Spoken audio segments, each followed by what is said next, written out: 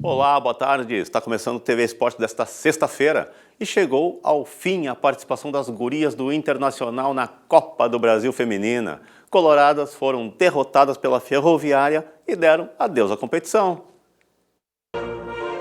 Sonho adiado. 2 gols, um em cada período da partida, garantiram a vitória das guerreiras Lenás ontem à noite no estádio Francisco Noveleto, no Paço da Areia, na zona norte da capital.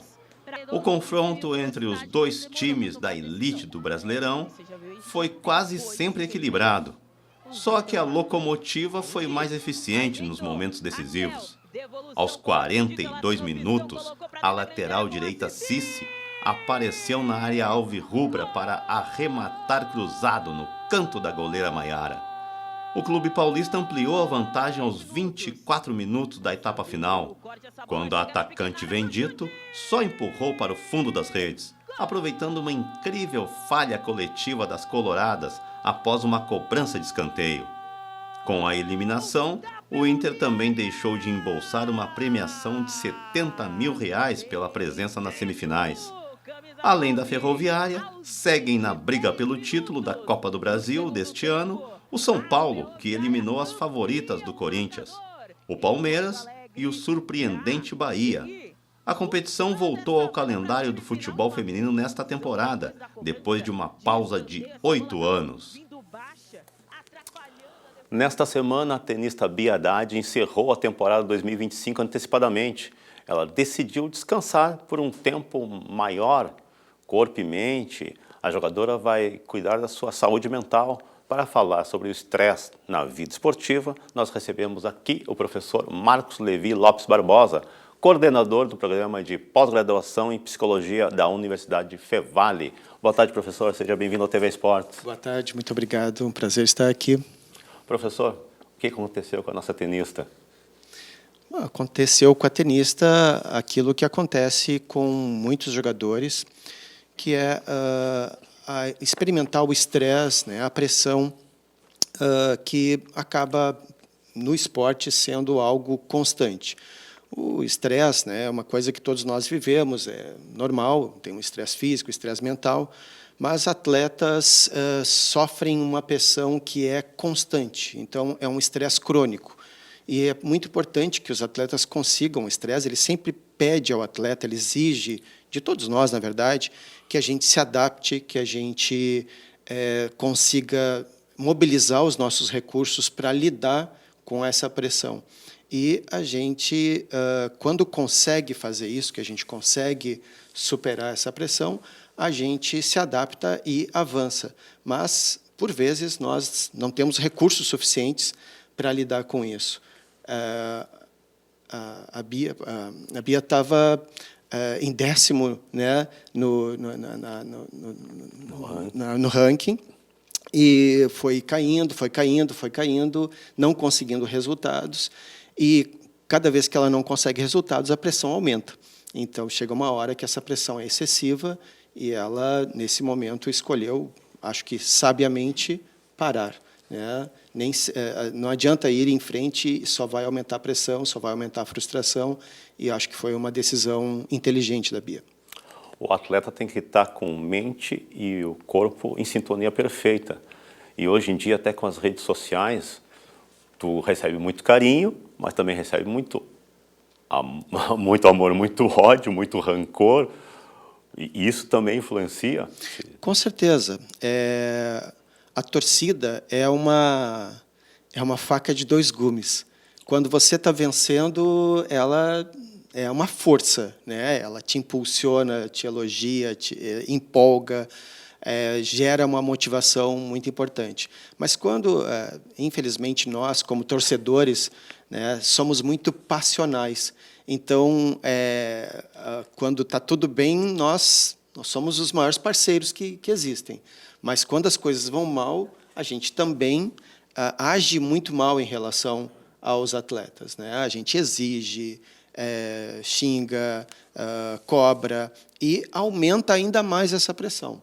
Então, o atleta, né, infelizmente, as redes sociais fazem isso, é bom e ao mesmo ruim, como eu disse, uma faca de 2 gumes, porque a gente tem acesso direto ao atleta, né? E essa frustração que o próprio atleta está sentindo por não conseguir o resultado, por ser desclassificada, por estar caindo no ranking, o torcedor cobra como se estivesse fazendo com ele.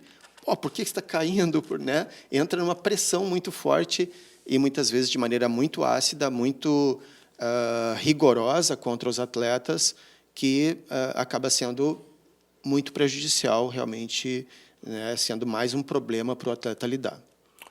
E atletas de alto nível, como Bia Haddad, Simone Biles, também nós estávamos conversando, tem patrocínio e tem competição durante o ano todo, sempre pódio, pódio, pódio, medalha, troféu. Isso também só porque eles escolheram isso, nós sabemos disso. Eles são famosos, têm fama, têm sucesso, mas tudo isso também é ingrediente para levar ao estresse. Com certeza. O que acontece, né? Nós experimentamos estresse, mas nosso estresse ele é um estresse de maneira geral, né?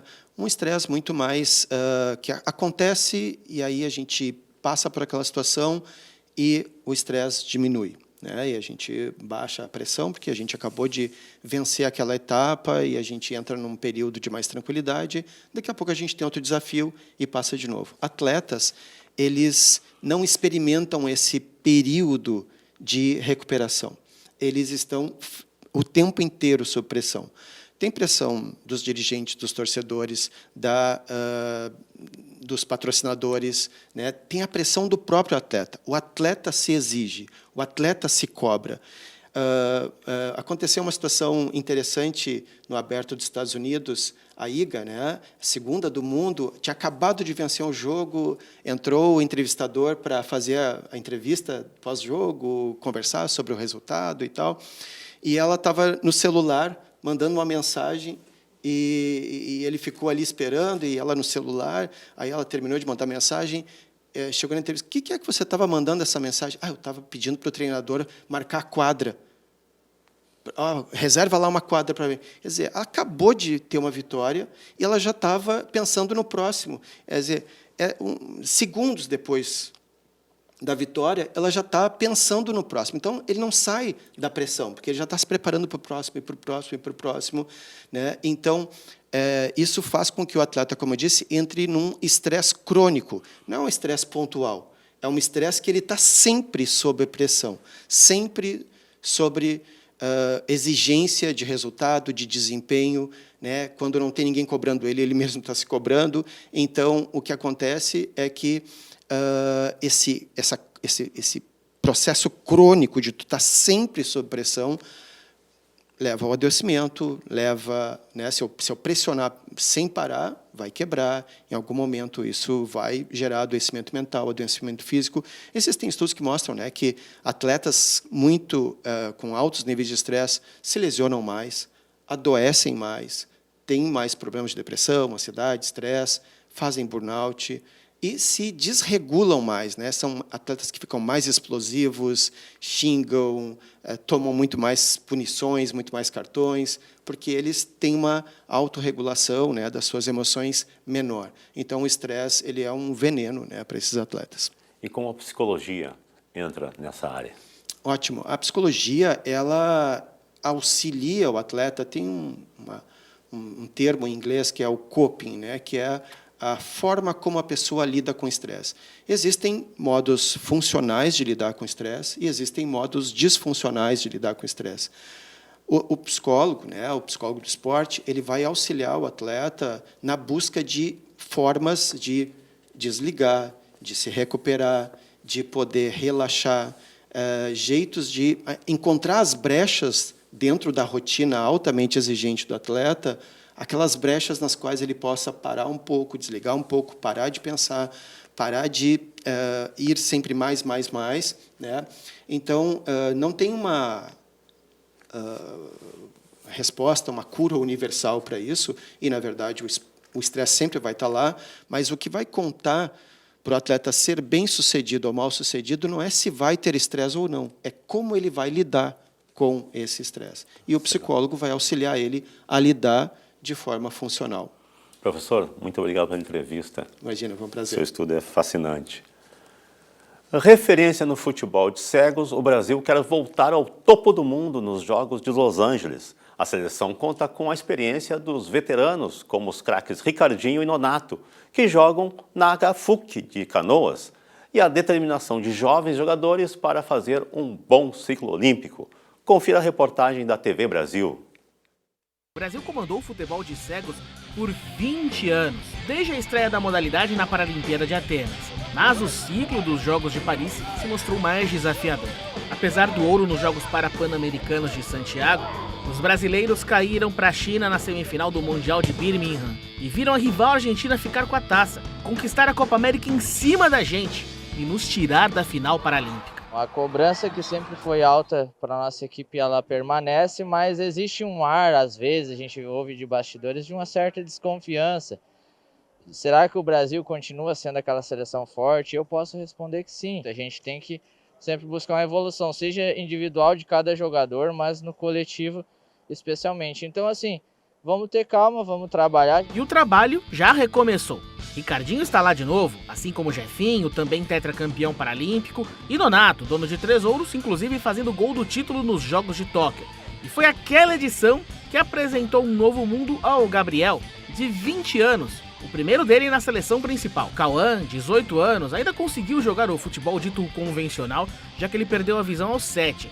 2 anos depois, veio o primeiro contato com a bola com Guizo. A gente quer sempre continuar o legado, né, que eles fizeram aí de muitas Paralimpíadas e competições ganhadas seguidas, a gente quer continuar esse legado aí. Não é só dentro de campo que a seleção de futebol de cegos está com novidades. Fora dele, depois de 11 anos, a comissão técnica está sob nova direção. Júlio César Macena, o Cezinha, chegou à modalidade há pouco menos de 4 anos a convite de Fábio Vasconcelos, seu antigo treinador de futsal e técnico da seleção por 4 ciclos paralímpicos. No último deles, Cezinha fez parte da comissão de Fábio como chamador, pessoa que fica atrás do gol e ajuda nas orientações aos atletas. Esse tempo junto com eles foram 8 meses juntos, até as Paralimpíadas. Então a gente conseguiu conquistar a confiança mesmo trabalhando de chamador. Então isso facilitou. Mas tenho certeza que com esses jogadores treinando todos os dias, que seria o ideal, mas a gente treina praticamente 1 semana por mês, a gente vai conseguir dar uma alavancada desses meninos para que eles possam chegar em 2028 no mais próximo possível ali da perfeição. E chegou a hora. Agora é a hora de conferir a nossa agenda esportiva para o final de semana. A última rodada da fase classificatória da Liga Nacional de Futsal terá 12 partidas amanhã. O Vélez recebe o Campo Mourão, em Camaquã. O Atlântico defende a liderança, encarando o Sport Futuro no Paraná. Já Carlos Barbosa enfrenta o São Lourenço, em Santa Catarina. Todos os jogos começam às 7 horas da noite. O Passo Fundo Futsal entra em quadra no domingo pela partida de ida das 8ª de final do Campeonato Brasileiro. O PFF enfrenta o São João do Jaguaribe, 11 da manhã no Ceará. Domingo é dia da Meia Maratona de Caxias do Sul. Esta será a 10ª edição da prova de 21 quilômetros. Também haverá disputa em distâncias menores, de 3, 5 e 10 quilômetros. A largada da meia maratona será às 6h40 da manhã. E nós vamos ficando por aqui. O TV Esportes volta amanhã ao meio-dia com a edição de sábado. Boa tarde.